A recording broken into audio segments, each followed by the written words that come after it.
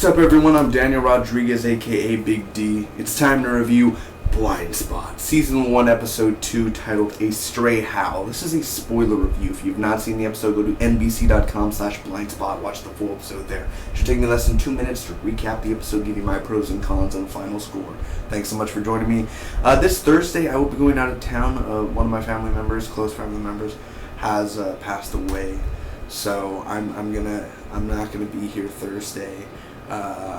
It's personal, really sad. So I'm not gonna be like I am, but Friday I have school and everything, and I have a movie to go see Friday night as well. I think so. If I don't meet a friend I haven't never even met, it just online. I'm gonna meet to get something from them. But either way, I got a lot of shows. Bones, The Blacklist, all that on Thursday. All the NBC shows. I know Bones is not NBC, but you know, The Player, all that will have to bleed into Friday and Saturday, so please excuse me for that. I'm sorry I can't do it for you the first day it comes out. I'm so sorry. So Blacklist fans, hold on to that and wait for Saturday or Sunday at most. Thank you if you understand and agree.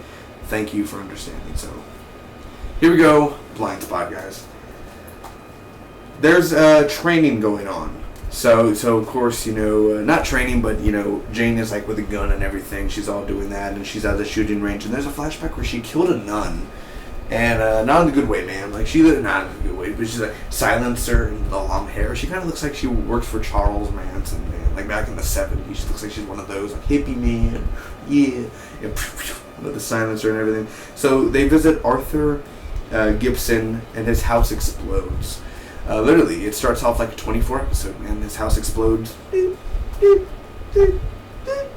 So they get a guy to put a virus, or Arthur gets a guy to put a virus into the drone so he can hack it, because Arthur used to be a top-notch jet, like missile driver, pilot, and he controls it, and he kills his old CEO, Miss Powers is her name.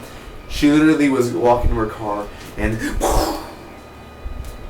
ashes to ashes, dust to dust. Literally, she vaporized. I love that.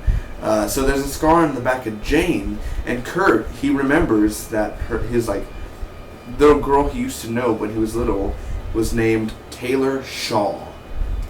And for those we didn't know, Taylor Shaw has been missing for 25 years, and she got a scar on her neck. And Jane has that same exact scar. And she's about the same exact age as Taylor Shaw would be. So a little dirt here, little spice is coming in. Okay, I taste it. So maybe a childhood friend back from the dead, back from missing the list. She's not AMIA anymore. She is here. So they open the safe, and there's a laptop that leads to a guy named Ivan. And there's a little fight going on, and you got another missile where Ivan was, and he tried to attack them again. And Jane sees the bearded man who was from her past. So they question Ivan and everything, and they say, Arthur wants to bomb all the pilots at one place, and that's where he's going to do next. But they end up going and finding Arthur, and there's a firefight. It was a firefight! So they basically go down, and Kurt and him are one-on-one in a big, skyscraper. And, firefight, and then you got Kurt, he's up there, and then Arthur's going down, and then you got Jane going after him in a car chase. Her car just got shot up, and it's still drivable. I don't see how, I'm pretty sure it shot the engine in that area as well, and it's still drivable, so whatever. So, he crashes, but she's still driving. Oh, since it's a TV show and it's NBC, I might as well just unnecessarily flip over. Just flip over just to add more tension to it. I was kind of like, really? You had to flip over? You couldn't have just braked? Whatever. Anyway, they get the girl back, and it was very emotional. I started crying because, he misses, Taylor Shaw, and he knows the feeling of, people getting taken, and little girls and little guys, and, just kids getting taken. And he saved the girl, and he was just holding her, saying it's okay. And the bearded man grabs Jane in the apartment at the end. So he made it past security. Did he kill the security, or did he just secretly just Chris Angel it? Are you ready? What did I think about the episode overall, guys? honestly, I'm going to give you the pros first. I do enjoy the action in here. I do enjoy it. And there's shaky cam. I'll get to the cons there. But the pros, the action was pretty fine. I mean, it wasn't the best I've seen in the world, but for what it was, you know, it was pretty good. The things that make it really best is the explosions and the effects. This is what the show is basically made out of. It's just a bunch of explosions. Like Michael Bay directed this. And that's okay. You know, the practical effect explosions, I do enjoy those a lot. I do enjoy the ending where he's in her apartment. That was really scary and really creepy. You don't know what he's going to do. You know, it's kind of like what he wants to talk about. What, you know, she looks like she's going to kick his ass next week. It may be Taylor Shaw. I like that theory. I like how that possibly could be her. Watch it not be her, but watch it be her. I'm not sure, but that's a cool thing, and I'm glad like that. They didn't make us wait 6 or 7 episodes. They're really gonna reveal it in the next episode. That's really awesome. The flashback where she killed the nun, man, that's really ballsy to do even on TV, even though it's not a real nun or anything. But still, you know, after the Pope just visited us, man, come on, think straight. But seriously, it's really crazy, the whole flashback and killing the nun. I mean, that's really unsettling, religious or not. I mean, you're killing a nun, so that's pretty intense. The deaths in here, man, the explosions and everything, the CEO, Ivan almost got killed, got glassed through someone, you know, there's a few deaths in here.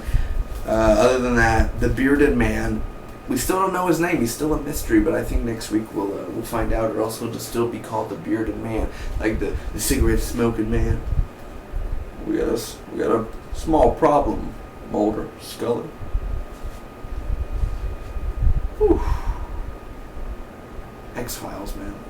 Anyway, they're saving the girl, and it's so, I got chills around my body when Kurt saved the girl. I was literally getting emotional, and I started to tear up a little bit just because of that feeling. You feel he must be getting the chills, man, and just the way it was all edited, the way the music was going, I literally think it was perfect. There are a few surprises and shocks in here, like sometimes you didn't know, like I kind of tell at the end when, like, I knew he was going to pop out because I had a feeling, and then when he did it, I was like, oh, I still got shocked, man. Other than that, the car chase was a pretty good car chase. That was a pretty intense car chase, I do have to say so myself. That was really a well-directed car chase, and obviously you could tell, like, up close is the actress, far away you can't tell who's the driver. You know it's fake, you know it's another person driving, yeah, I know, but still, when you just look at it the way that it's just a show, you go with it. Pretty good car chase. The cons. Kurt's dad, they just dropped that on us, dude. They just dropped, oh, you gonna go see Dad? Oh, supposedly, like the dad killed Taylor Shaw or something. They just dropped it on us. They just, oh yeah, about the dad, Kurt Weller's dad was a killer too. It's kind of like, you just dropped that on us at the end of the episode, really. That's kind of that's a little heavy, man. Don't do that. The villain in here, Arthur Gibson, he was okay. He was just kind of that regular villain type of guy, you know. It's kind of like, he was the villain of the week type of thing going on. The car flipped, really unnecessary. Again, it's just really unnecessary, man. It was a little slow. Like the car rides when he was like driving with Jane and everything, and they were just talking about the past and I remember I did something bad, and good people are good people and bad people do bad things, all that. I believe this was the show. That may have been Minority Report, but you know, you're a good person. Good people do good things, man. I hope that's the show. I've seen a lot of shows today, so hopefully that's the right one. I hope we get it right. And also, there is a lot of shaky cam during the action scenes, and that gets, oh god, no more shaky cam, man. I can't take that. Overall, I'm going to give this Blindspot episode a B-. It was good. You know, I had good moments. It wasn't great, honestly. It was a little bit better than the premiere last week, honestly.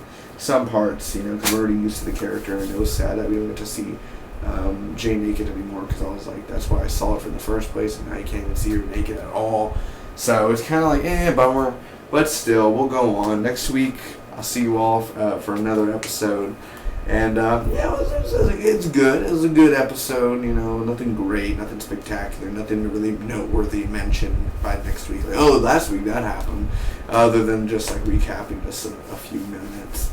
Anyway, comment down below. Let me know what you think about Blindspot. Again, that Jaeger cam needs to go. I wish they could just make it a clear shot and just show us the fighting.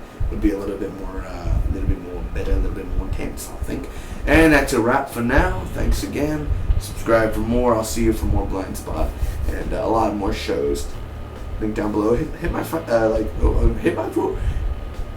like my Facebook page if you want, guys. I update every now and then. So anyway, it's back with you always.